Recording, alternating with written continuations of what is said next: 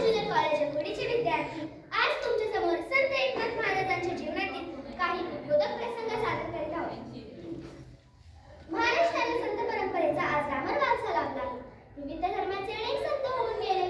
महाराष्ट्राला लाभलेल्या संतांनी मनुष्य जातीला जगायला शिकवले, भले समजण्यातून प्रबोधन केले आणि योग्य दिशा दाखवण्याचे काम केले.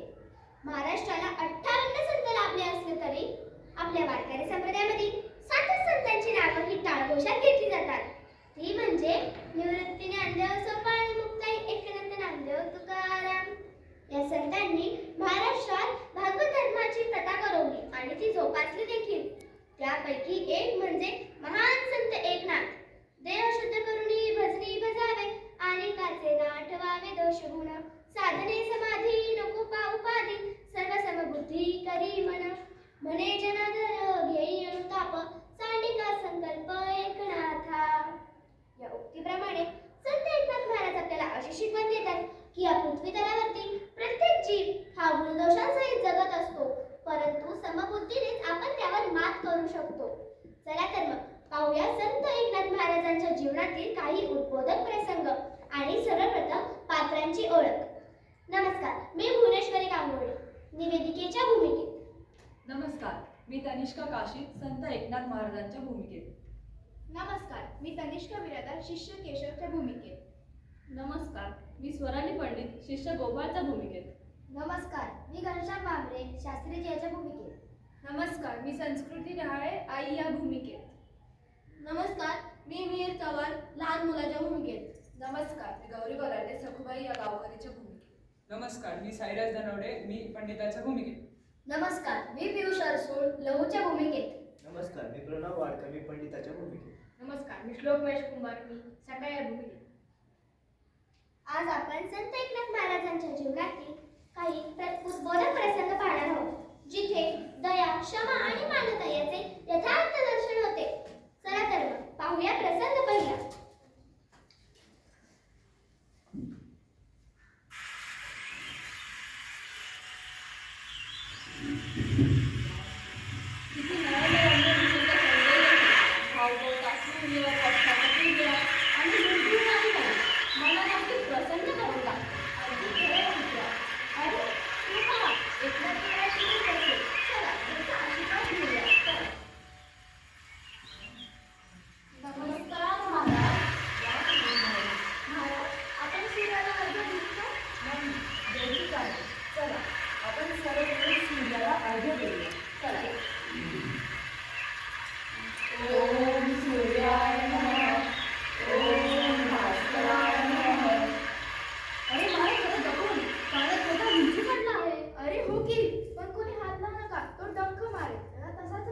अरे केशवा, गोपाळा, असं कसं म्हणताय तुम्ही?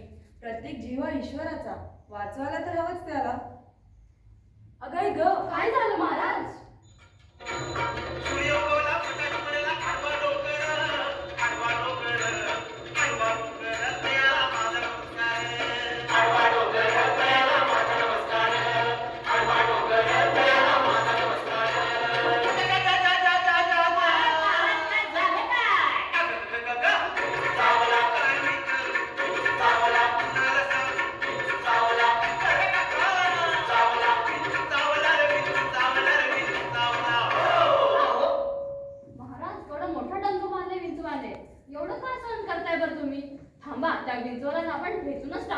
नको नको, काय झालं महाराज? अरे विंचवाचा स्वभाव आहे तो डंक मारण्याचा. कोणताही जीव आपणहून मानवाच्या नादी लागत नाही. स्वतःच्या संरक्षणासाठी डंक मारण्याची क्रिया त्याच्याकडून आपोआप घडते. त्यात त्याचा काय दोष? नका मारू त्या निष्पाप जीवाला. महाराज, तो तुम्हाला वारंवार डंख मारतोय आणि तुम्ही त्याला निष्पाप म्हणताय? राम कृष्ण हरी. अरे केशवा, जर विंचू त्याचा डंक मारण्याचा स्वभाव सोडत नसेल तर मी माझा दया करण्याचा स्वभाव का बरं सोडू? बघितलं मंडळी, असे होते आपले एकनाथ महाराज. ते म्हणतात क्षमा आणि दया हे गुणधर्म असलेल्या व्यक्तीला खरे वैष्णव प्राप्त होते. म्हणूनच संत एकनाथ महाराज म्हणतात, क्षमाशील गुणांचा असा हा विस्तार, जो करीतो तोच सत्याचार.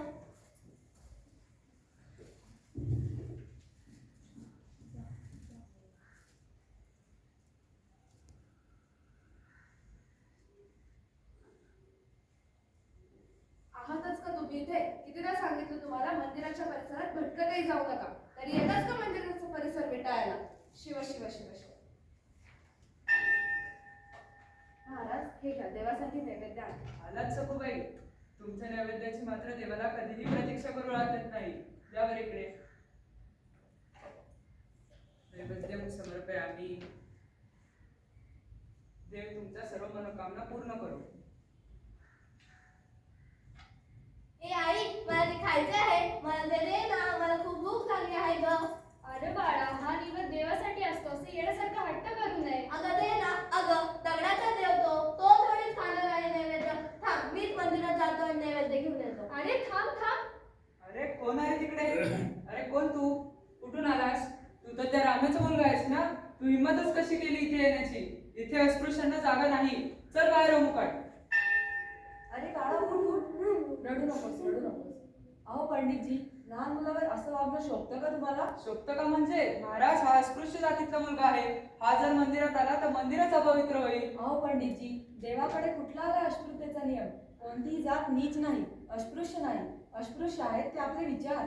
असं कसं म्हणताय महाराज? समाजाने ठरवून दिलेले नियम तुम्ही मोडत आहात. कसले नियम आणि कोणी बनवले हे नियम? समाजानेच ना. अहो हा समाज म्हणजे तरी कोण? तुम्ही आम्हीच ना. मग तुमच्या आणि आमच्या रक्ताचा रंग वेगळा आहे का? परमेश्वराने तुम्हाला, मला आणि या चिमुकल्याला सर्व समान घडविले आहे. या बाळातही तेवढाच परमेश्वर आहे. बाळा, तुला भूक लागली ना? चल, मी तुला नैवेद्य देतो. थांबा महाराज, तुम्ही नियम मोडत आहात. मी निसर्ग नियम जाणतो. या निसर्गासमोर सर्व मनुष्य हे एकाच जातीचे.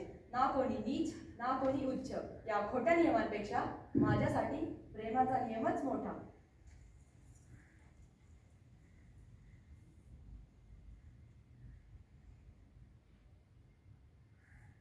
हा, छान आहे आई.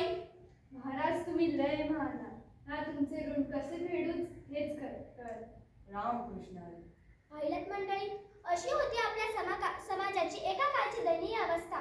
यासारख्या घुसटलेल्या अंधश्रद्धेच्या विळख्यातून बाहेर काढण्याचे काम हे संत एकनाथ महाराजांनी त्यांच्या कृतीतून नेहमीच केले आहे. संत एकनाथ महाराजांना म्हणूनच समाज सुधारक म्हणण्यासही काही हरकत नाही. मानवता म्हणजे नक्की काय?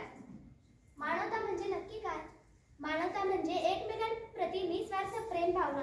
मानवता जिथे असते तिथे भेदभावाला जागा नसते. आणि खरं तर सर्व धर्मांचा पाया हे मानवताच आहे ना. चला तर मग मानवतेचे दर्शन करूया या पुढील प्रसंगातून. प्रसंग 3. काय शास्त्रीजी? काय म्हणता पंडितजी? अहो हा एकनाथ समजतं काय स्वतःला? अहो असं कसं म्हणता महाराज? तो तर थोर पंडित शास्त्री आणि इतकंच नाही तर तो स्वतःला साक्षात्कारी संतान महापुरुष समजतो. तेच तर म्हणतोय मी. भजन, प्रवचन, कीर्तन करतो, भारुडांमधून आपली निंदा करतो आणि लोकांना पितवतो.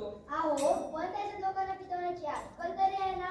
पण तुमच्यात तो सगळ्या जाती धर्माच्या लोकांपर्यंत जाऊन त्यांना न्यायृत पाचतोय ना. अहो पण हे सगळं आपल्याला किती महागात पडेल समजतंय का तुम्हाला? अहो हे गरीब आणि अशिक्षित लोक आहेत, त्यांच्यामुळे आपला धंदा चालतो माहितीये ना. आणि हा मोठा साधू पुरुष आणि शांत असल्याचं नाटक करतो. हा किती मोठा ढोंगी आहे, लोकांना समजलं पाहिजे. आता बरोबर याचं पितळ उघडं पडेल. हे सगळं ठीक आहे हो, पण हे सगळं होणार कसं? हा हे सगळं होणार कसं? अहो ते मी बघतो, तुम्ही फक्त माझ्या बघा. ए सख्या, जरा इकडे आहे. काय म्हणता पंडितजी? अरे वा, गाडो पण आहे का तुझ्याकडे? मग तर काय कामच झालं. आता काम काढलं? काय नाही रे, तो तिकडे एकनाथ बसलेला दिसतोय का? त्याच्या तोंडाला एक काळं फासून येईल आणि असं फास की त्याला भयंकर राग आला पाहिजे आणि त्याने तुला बरोबर बोललं पाहिजे. आला मोठा ध्यानदाना करणारा ढोंगी कुठचा. मी काहीतरी काय सांगतो पंडितजी. मी त्या एकनाथाच्या चेहऱ्याला काळा पाहिजे. नाही येण्याचा बदबू आपल्याला. आता तरी जमेल का? आता जमेल की. आता तुम्ही बघाच मी काय करते ते. त्या एकनाथाच्या चेहऱ्याला असं काळा पुसतो की त्यांनी साधारण बंधच पावली पाहिजे. तर रू माझ्या बरोबर. आता बघा हा एकनाथ कसा चिडेल आणि अपशब्द वापरेल. याचा खरा चेहरा बरोबर लोकांसमोर येईल. अरे काय करताय? काय नाही, आज तुमची बहुवे दिंडी काढावी म्हणतोय. रामकृष्ण हरी. अरे सख्या, काय करतोयस हे वागणे योग्य नाही. अशा देव माणसासोबत असे वागणे शोभते का तुला? महाराज, तुम्ही अशा अपमानास्पद वागणुकीतही शांत कसे बसू शकता? जो अपमानातही शांत राहू शकतो त्याची साधना कोणीही भंग करू शकत नाही. अरे, रामकृष्ण. आपण काय करत चुकीचं केलं का रे? आपण या भल्या माणसाला एवढं काही बोललो तरी हे आपल्याला काही बोलले नाही. आपलं खरंच काही चुकलं का रे? अरे हो की आपण असं करायला नको होतं. क्षमा करा महाराज. क्षमा करा. अरे उठा बाळांनो उठा. तुम्हाला तुमची चूक कळली यातच सर्व काही आहे. क्षमा हे दुर्लभतेचे नव्हे तर सामर्थ्याचे प्रतीक आहे. मी तुम्हाला क्षमा करतो. क्षमा हीच माझी गुरुदक्षिणा. रामकृष्ण. क्षमाशील गुणांचा असा विस्तार जो करीतो तोच. काय मित्रांनो, असाच प्रत्यय आला ना तुम्हाला या प्रसंगातून? खरंच संत एकनाथ महाराजांनी क्षमा या सद्गुणाला अत्यंत उच्च स्थान दिले होते. रागाने उत्तर दिल्यास समस्या वाढते, पण क्षमेमुळे ती शांत होते.